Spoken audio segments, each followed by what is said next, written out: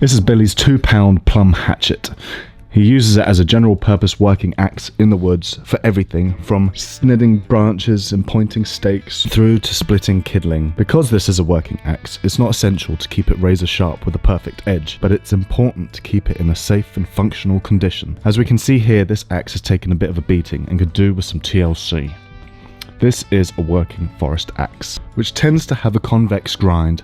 A convex grind is most useful of these axes because it gives strength behind the cutting edge. Working axes tend to split, chop and sned, rather than slice like a carving axe. So the convex grind helps the axe start the cut and split open the fibers efficiently. With these, the ability to split, move through material and hold on an edge over time is prioritized over making precise, fine, directional cuts. Depending on the condition, you may need to get your axe into the workshop, like we see Billy doing here. That's usually if you've inherited an axe with no real edge left, some was attempted to grind but messed up the edge geometry, or it's just been cared for poorly and picked up multiple dings. Hand sharpening is great, but you're limited by how much material you can realistically remove. After a long period of heavy use and regular maintenance by hand, the original geometry can be compromised, at which point a regrind to reset for maintenance is useful. Here, Billy is using a Sorby ProEdge system. This allows him to easily and efficiently remove material, working through from coarse to fine grits until ready for a final hand hone. Once your axe is in good condition, or if you don't have workshop access, you can keep it sharp using grit paper or sharpening stones.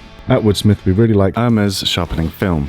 They are super efficient and affordable, more accurate and long wearing than wet and dry. Alternatively, diamond stones are great, but they are much more expensive and less portable for use in the wood. We think that sharpening is much more straightforward than it might seem at first, and we encourage people to get good at using whatever products they already have.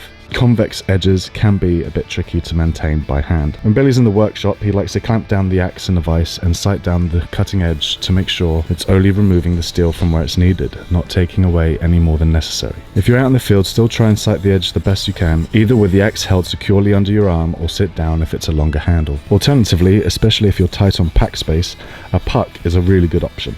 Here we're using the Gransfors sharpening stone. Pucks usually come in limited grits, so they're best for field maintenance only. Once you're back in the workshop, it's worth finishing up with a finer grit and a strop. A file can also be useful to have on hand for removing nicks. If the worst happens and you pick up a ding, filing is the step before reaching for a puck, but only if needed. Keeping on top of regular maintenance will give your axe a longer working life. From a safety point of view, a sharp tool is less likely to work against you and cause injury. How often you sharpen depends on how often you use it. Using it daily, a quick once over in the morning with a strop or fine grit for maintenance might be worth doing, but might be overkill for people who pick up their tools every now and then. Otherwise, just use common sense, give the tool a quick look over before use. A sharp tool is a safe tool. The moment you feel the axe start to glance off or struggle to bite, it's telling you it needs a sharpen.